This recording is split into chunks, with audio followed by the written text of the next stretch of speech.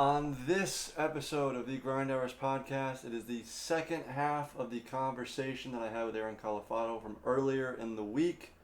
So if you haven't listened to that podcast, I urge you to do so you can have a little bit of context going into this conversation. And if you have, well, just like I said in the first one, sit back, enjoy, and have a good weekend.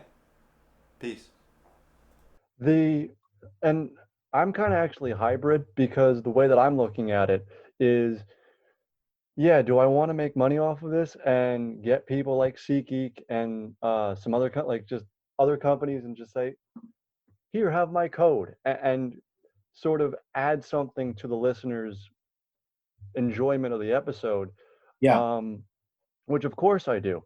But I know that look, I'm not making money off of this right now. Have I made some money off of podcasting? Yes, through advertising and through other things, but it's not enough to completely, I don't have to worry about paying the podcasting bill at the end of the month. I still got to pay the third party company that I use to produce the podcast or to put out the podcast on all the different uh, platforms.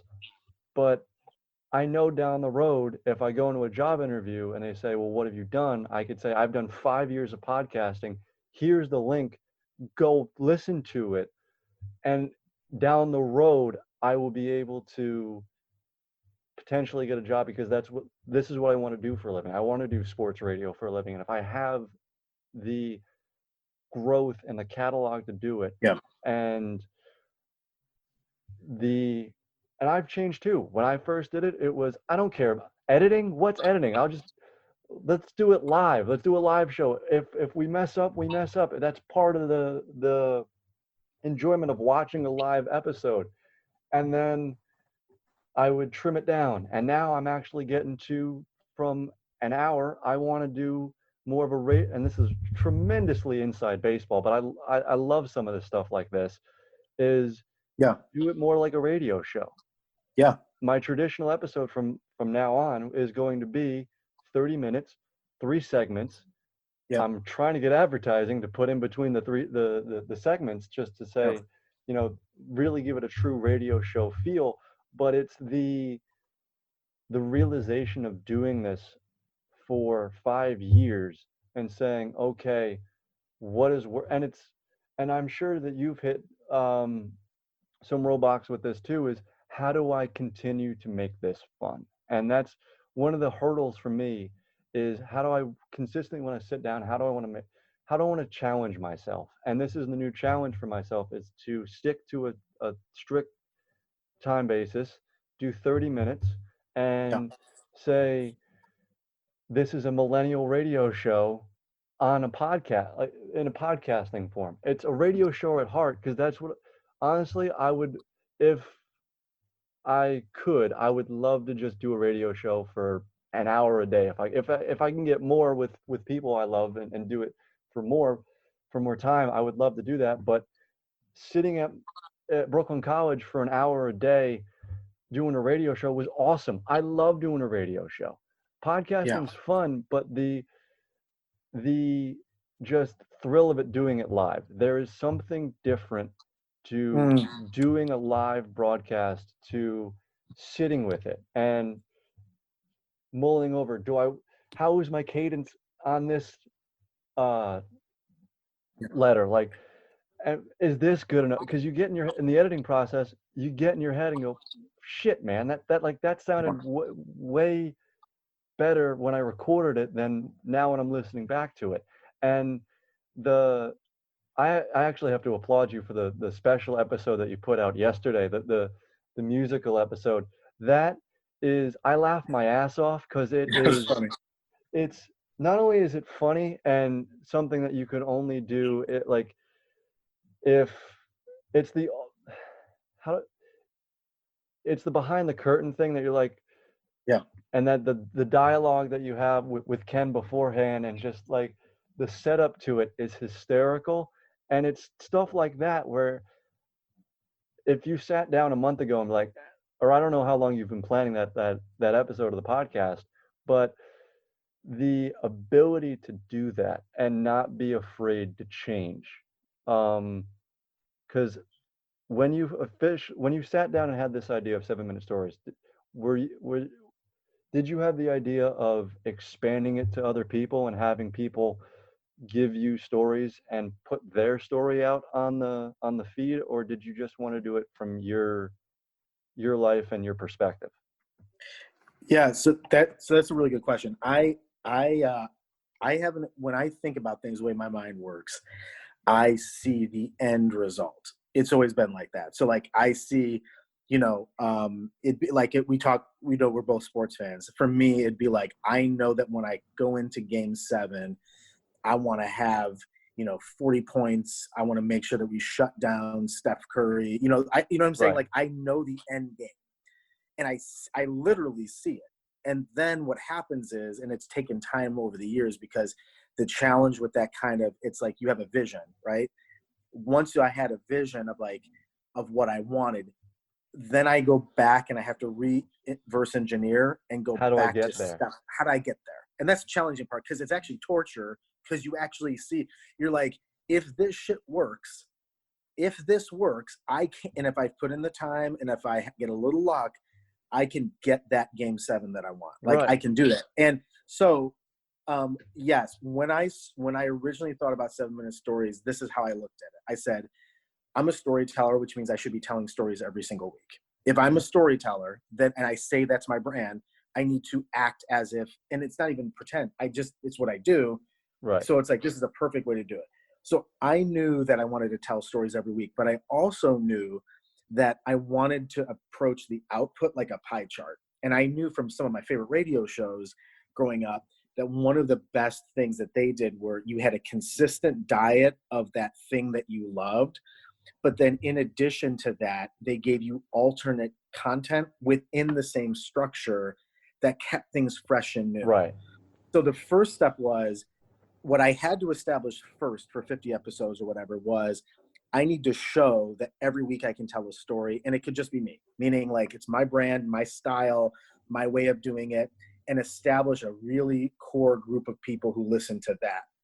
And then I said to myself, for me, it's like out of 100% of a pie chart, 70%, my thought was like 70% should be the output for my storytelling. Meaning like if you're the listener, they should expect 7 out of 10 times they hear Aaron Calafato tell a 7-minute story, because Okay. maybe that's why they listen to begin with. Right. So I want to always give them that consistent message and always give them that consistent value. But in respect to the listener, I want them 3 out of 10 times to have an episode where it's a guest, or where it's an episode where there's someone who submitted a written piece that they want me to read, or it's a special music episode that we're going to start doing. And so now I have the freedom, because I established the structure and the process. So like establishing the fact that every week you can count on a 7-minute story, and the fact that it's time oriented. Now that I know, as long as I keep it in approximately 7 minutes, I can really do anything in that 7 minutes, as long as I don't forget that 7 out of 10 times I got to keep feeding the beast, because they come to, Jordan, they're going to expect 10 out of 10 games, 7, 8, he's got to score. But there's going to be a few games, and LeBron does as well, where he's got to turn into a facilitator. So Right. You may see a LeBron game where it goes, he's shooting 2 of 10, but the dude had 18 assists. Right. So it's that variation. It's that being able to be nimble. So yeah, to answer your question, yes, I knew I wanted to have a dynamic, layers to 7-minute stories. And that's the fun part, because what can I fit into that 30%? What can that's not me just telling a story? What can I do? And now you have special episodes and you have these different things. And actually starting this summer, I'm going to be doing fictional episodes that I write, because most of the 7-minute Awesome. stories that I tell are they're semi or autobiographical. But now, again, it's having fun with it, right? Because now I've established an expectation. I can say, hey, guess what? Every month or two, you're going to hear a more produced fictional story that's more like a radio play. So I'm really having fun with it. And your point, here's the point though.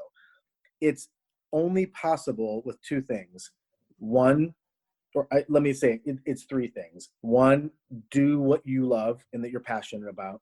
Two, trust in the process. So like you said, I'm going to do a radio show because I love radio shows. And I'm not on a radio show right now, but I'm going to make this like a radio show. I'm going to have to make those hard edits. I'm going to have to cut Aaron when he says this. I'm going to have to cut myself. But I got to make those 30 minutes. I got to make that my thing. And you're going to create a radio show, even if it's a quote unquote podcast, as much as you can. But you're passionate. It's what you love. So you got to do what you love. And then what you're doing, I got to produce what I love in a particular format. And then the third thing is trust in the process of it and never delineate. That's the thing. It's not, it's like you have to create boundaries for you to be free. See, this is an interesting concept. I love it. Right? This is a lot of people who have a problem because they go, oh, well, free, like you started with, oh, just do it. There's no problem. In fact, all total freedom creates chaos. Yeah. It's just like sports. If you didn't have a court or rules or referees or time, constraints create freedom. Right. Because what happens is for us, human beings, we need a template. Once you establish the boundaries, now you can improvise. It's your canvas.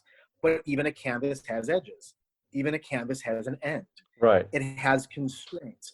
So what I find is that I, like you just described when you were talking about day in and day out or month in and month out, putting together this 30-minute episode and doing it a certain way. And same with me, every time, 7 minutes. It's actually not repetitive. What's repetitive is the template you're creating. What's not repetitive is what you put in that template. That's where you get to be free. That's where you get to be creative. And that's where you feel completely enlightened because you're like, oh my God, I've established this process in this template. And then people like that. What am I going to do now? What's next? And that's where the freedom comes from. I also like I like the growing pains of all of it. I mean, yeah, does it suck sometimes? Sure. When you're like, do I really, like, when you're stuck and you're like, how do I figure this out? How do I get to the point of saying, oh, the eureka moment, I got it. It took me a while to say, let me just constrain myself really and do 30 minutes. And even that, like the actual timing of it, I didn't know. I tried to test it out. And with the attention spans of everybody, like you were saying earlier, it makes sense to do shorter stuff. Can longer stuff work? Yeah, because there are long form storytellers. Why do you think the New York Magazine's been around for 800 years? Right. But the new format and what podcasting I think is ultimately getting to in the next decade as it grows is the extremely short and the shorter than an hour or an hour or shorter format, and how is that going to breathe? And for the growing pains for both of us, because when you set up the podcast, you were probably like, should I go? I don't want to go an hour because I know even if it's an extremely interesting story, 45 minutes in, people might look and go, how much time do I have left? 15 minutes. Some of the people were like, oh, great, 15 more minutes. Fantastic. Other people were like, oh, I got to sit through 15 more minutes of this, even if they enjoyed the 45 minutes prior to it. So to settle on the time frame, to settle on the constraints, that's the hard part. That's the part that people don't see. And that's the part that I find the other thing that I love to do is do episodes like this and pull the curtain back and just say, here's the process. Yeah. Because part of the working catalog and part of why I love a working catalog and take pride in it is to show the person who is unsure about wanting to start or started and is unsure of continuing to go, because you have to build an audience with a podcast. You have to start from scratch. You have to get the 5 listeners that are probably either friends or they're related to you somehow. Yeah, your parents. Yeah, yeah. And then build that outwards. And it's like, how do I build that outwards? How do I get an audience? And if I could, the process of it, like I would love to create a podcast and just go, here's the process of creating a podcast, and here's how it can change, and here's the growing pains of one person. And that's part of what I think my audience and my podcast, they're growing with me. I've always said from Yeah. the beginning, let's grow together. It's a community. Scott Van Pelt says this all the time. Everybody comes from somewhere. And what you're doing is, I would fit into the same category as well, is you're growing with me as a storyteller. As I gain more and more confident in this ability, and as I sharpen it, my skill on a weekly basis, in your case, let's see how far we can go. And that's the fun part to me, is pushing the limits and creating the restraint. Oh yeah, dude. And that's the thing, is you have a tenacity because you've been at it and what you're doing for a long time. I would, yeah, man. I think the catalog is the success. So it's hard because we live in a paradigm where, obviously we have needs and fundamental needs to pay rent and pay bills and take care of ourselves. Yeah, that is. And so most people associate, okay, well, success is if I can buy this, or success. And it can be a way of interpreting it from a creative standpoint. And I came from a creative lens growing up. And to me, I've had to reposition my idea of success, which was that the catalog is the success. It's not even, it's not, at the end of the day, it is the listener, but it's not about how many, it's the catalog. If I can look back and say, did I do this? Did I grow? Did I change? It's the catalog that's the success. And you've seen that with people that you admire, I admire. I mean, there, you have entrepreneurs and social influencers like Gary Vee. Really, again, when you if you uncover that dude's doing the wine library, 6 years, 6, 7, 8. Right.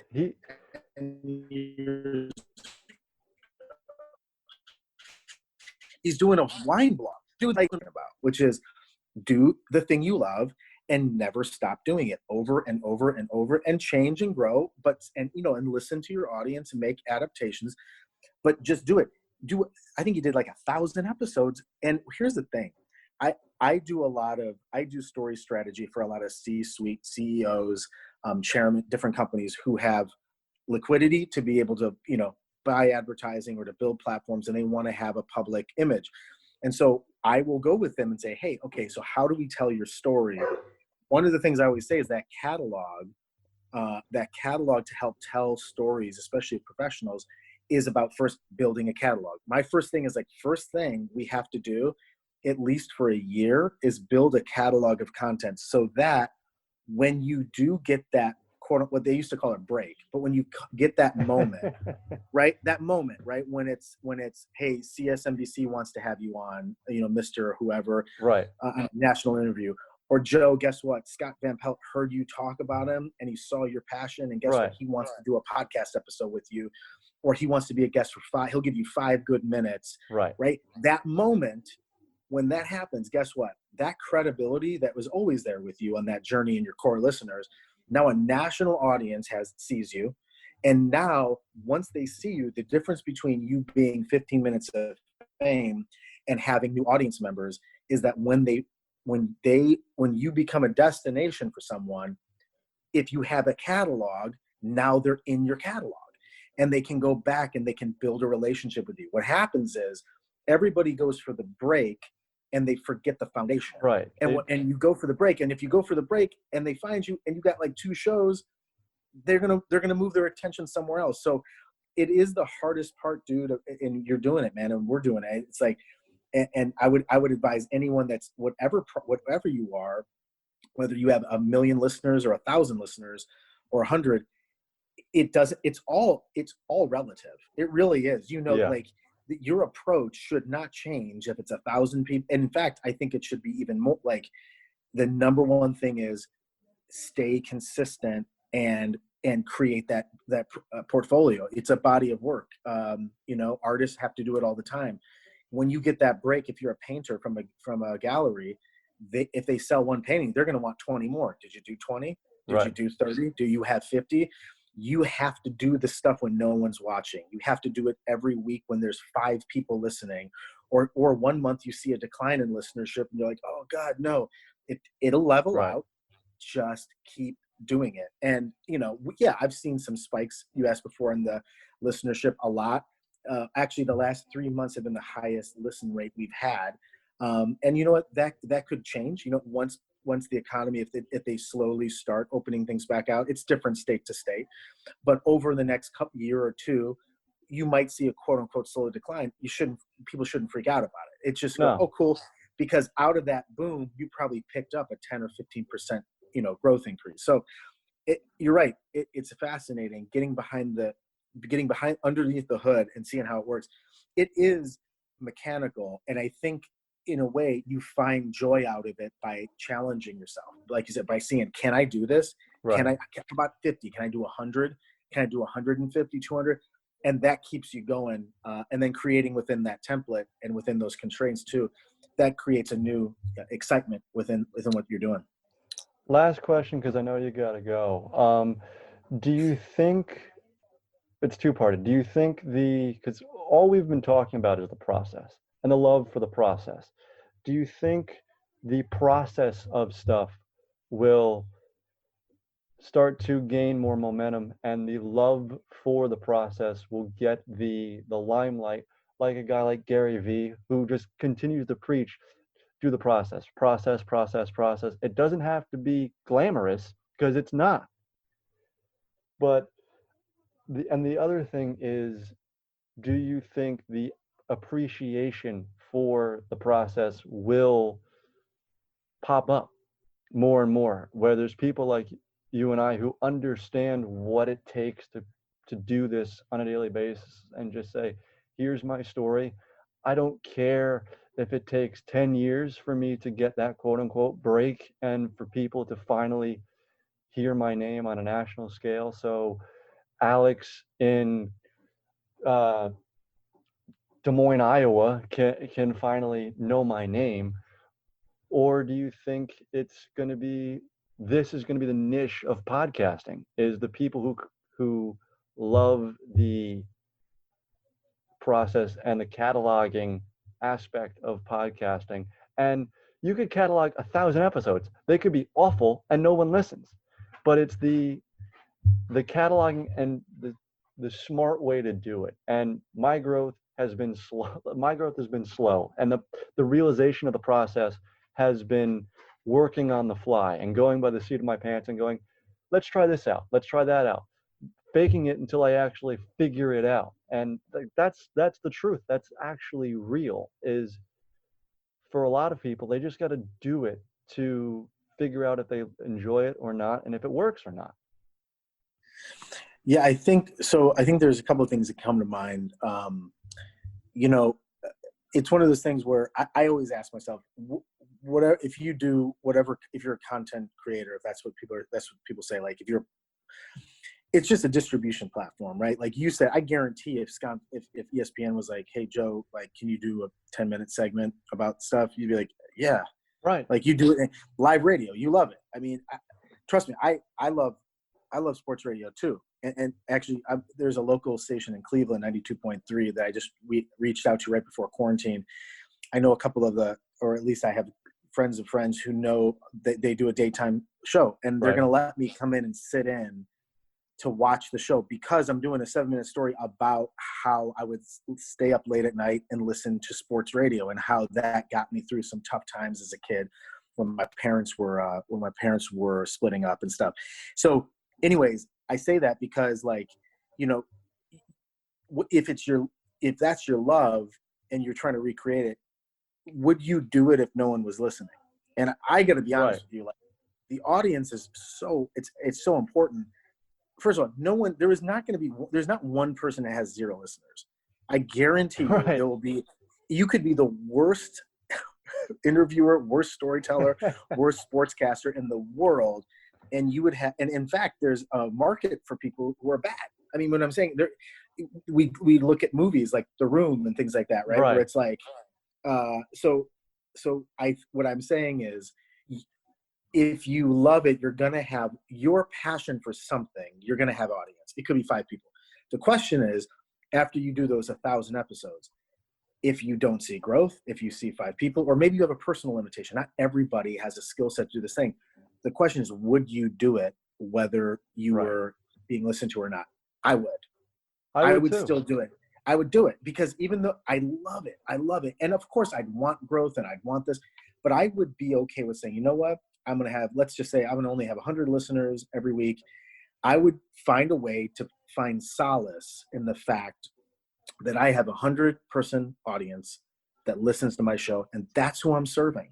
I'm serving, by the way, 100 people. It's a lot of people. Yeah. Like, they're human beings. See, people get caught up in analytics and they say, oh, 100. You know, if you're starting off and you get 100 listen episode or whatever that is, you know, I have to think about that too. It would be like, oh crap, we got, you know, like 1,000 listens today. And I'm like, okay, let's take away 300 of those. Let's say that one's a bot and one's a half listen. Let's say 7 out of 10 actually listen. That's 700 people. Right. Like, you got to have even people who are coming up, or you're having moderate listenership or whatever. I said, it's all relative. I always say to myself, think of that number as a human being. And if you're a person that has 100 listens, even on 10 episodes, that's 100 people in a room. Picture 100 people in a room. They're looking. So if you can find solace in the fact that, let's say, again, in the worst case scenario, it doesn't grow, it doesn't have the success that you want, or whatever, your passion for it, if you can do it and you knew that you would do it without being paid, ask yourself that. If you don't, then you shouldn't do it. And you shouldn't. That's what I think. Or at least you could realize, okay, time to move on to something else. I do think it's really important to have conversations like these, because these are like the politics. The West Wing was great, that show, because it was like, how does the White House, from a fictional perspective, but with real research, right? Aaron Sorkin like writes this teleplay where it's like, this is how it worked. This is probably how there was some realistic things. And you have to examine. So I think there's 2 ways of approaching what it is that podcasters or people do using this platform. You can be focused on optics, and that's, I know, an oxymoron for audio, but like, you know what I'm trying to say. Yeah. There's you can either be focused on optics or you can be focused on intimacy. Right. And I believe my path is through intimacy, in the sense, not in the romantic sense, but in the sense of like you said, they're on a journey with you. That is an intimate thing, to see someone grow and to have them share parts of themselves that is sacred, and to listen to their passion, and they share in that as a listener, and they give you feedback. That is a beautiful thing. And that's what people are relying on right now as we're in quarantine. People are relying on connection through this medium where they don't have in-person capabilities. And if it means just having a earphone in and you're just hearing another person's voice, you're connecting with them. That's intimacy. So I think, the thing that's going to be, I think it's like 2 distinctive journeys. There are people that make a living with optics. There's Instagram celebrities. There's people that picture everything's like what you want to be. It's all polished. Right. That's a pathway. That's not mine. Intimacy is the thing that lends itself to process. And if you are focused on intimacy about creating a process, you're never going to lose. I don't think you're never going to lose. The only way you lose is if you let the money aspect and the optics of it get into your head. And the one thing that I will always go back on is if it was just my family. I had like 15 listeners because it was my family and people that were associated with them, and it was just the same 15 people for the rest of my life. Mm-hmm. I'm doing it anyway. Like, that's the one thing. You're going to tell stories anyway, no matter who's listening. You could be sitting in a room and just talking to yourself Yes, You're going to tell probably. the That would be story. the worst case scenario. Yeah. Right. But you also do it in your head all the time. You're telling Yep. yourself different stories and reflecting on stuff and you're like, oh, that'll be that's a good idea for a podcast. I do it anyway. I do it on a daily basis. I'm texting people, I'm calling people, I'm saying, hey, this is like when sports was going on. And the one thing that I really miss about sports is the day-to-day drama that comes along with it, and texting somebody like, oh, I was upset about this last night. Did you see this play that happened last night? And that aspect of it. But whether I had a microphone in front of my face or not, I'd still be doing it. And that's the one thing that, just to wrap up here, Yeah. I think when it comes down to that aspect, when it's the combination of, I don't care whether or not I make money off of this, I'm just doing it because I love it, I'm pouring my heart into this. Two, if I can make money off of it, great, but it's not my, of course, everybody wants to make the thing that they love to do their living and to be consumed by it and just be in that space on a daily basis. That is the ultimate goal, I think, for everyone who wants to create something. And then three is, I'm going like fuck it, I'm doing it anyway. Not even just like, I don't care what happens. I don't care because I'd be doing it regardless of what happened. If you get to that space, I agree with you. I don't think you can lose that space in particular. I don't. That you're free. You're free. If Right. you lead with passion, the money will follow. I Yeah. really believe that. And it's not like in money. And again, it's important, and you're not making it the number one thing, but it's also a reality. You need it, and Right. you're right. Look, to be honest, 25 over 10 years ago, I set a goal and I wrote a goal down, and it said, I want to be a prolific storyteller in the United States of America. I want to connect with an audience on that level. And I want my storytelling to be part of the ecosystem of how I make a living. That was 10 years ago. And now if I look and I'm like, cool. So I do this podcast, 7-Minute Stories. We have a growing audience and have gotten national praise for it. And I work and provide for my family as a story strategist for a wonderful company in Northeast Ohio. That was 10 years. Yeah, you're doing it. But the process of that, when you look back and go, of all the nights where you're second guessing yourself or like getting to the process, getting to where you are, that's the journey is the success. Oh yeah. And by the way, once you get so that was the goal, to get there. Mm-hmm. Now, once you're there, there's a whole nother thing. Right. It's like, it would be like this, man. It'd be like, think about a life, and we can end on this, but think about a life and a career that was spent to get to the NBA. Like your whole life, everything you did, right? Like your journey could end when you have that one game, meaning like, and you could go home and live your life going, guess what? I spent 20 years or 30 years, like that dude who played on the Lakers. Do you right, the school teacher. The dude is incredible. He had like a 30-point game.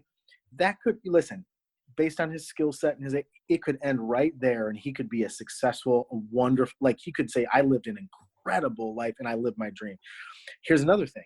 You could spend 10, 20 years working towards an ideal, right? Like you doing a sports radio show or a nationally syndicated show, a talk show, me continuing to do stories on a national level. But once you get there, then there's a whole nother world of having a career like Jordan or Magic. Like that's another 30 years. So, and then beyond that, what's after that? It's infinite. Like there really is.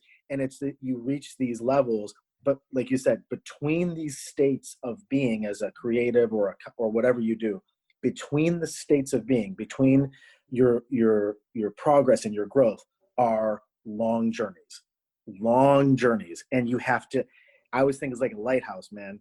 You got to keep your eye on the lighthouse, because everything around you is disaster, storms. But if you have hope and if you know where you're going, you just push. I know that's very cliche, but I really believe in that. Yeah. You have to have your eye on the prize. You have to know, because If you lose it or go a different direction, you're lost. But if you stick with it, it doesn't mean it's not going to suck, because there's going to be things that suck. You'll get there. You'll get there. Yeah. You really will. And the Yeah. only thing that gets you there is keeping focused. All right, man. This was long overdue. This is one of my favorite podcasts I've ever done. Thank you to Great talking to you, man. agreeing to do this. Before I let you go, let the people know where they can find you and what you got going on and all that stuff like that. Yeah, man. They can go to 7minutestoriespod.com. That's the number 7, and then minutestoriespod.com. Once they go there, they can do anything they want, which is cool. They can, a lot of people listen to podcasts, as you know, on so many different platforms. When you get to the website, you can pick which one. You can subscribe on Apple Podcasts or Spotify or Pandora. I think Luminary has it now. It's across pretty much anywhere you can find it. And when you go there, just subscribe, tap 5-star rating, leave a review, and just listen to one story. And you can tell them too, like, just listen to one. When you listen to one, I think most people will find themselves subscribing and then just kind of binging and going through all of them, because it is something where, regardless if it's your thing or not, like storytelling, I try to present it in a way that is relatable and real. And that's just my, like I said, I don't do many things well. This is my one thing I try to gift and share. I want to share that. And that's my way, knowing that people find something in it and that it creates any sort of value in their life, even for 7 minutes. That's the reason why I do it. So that's where to find me.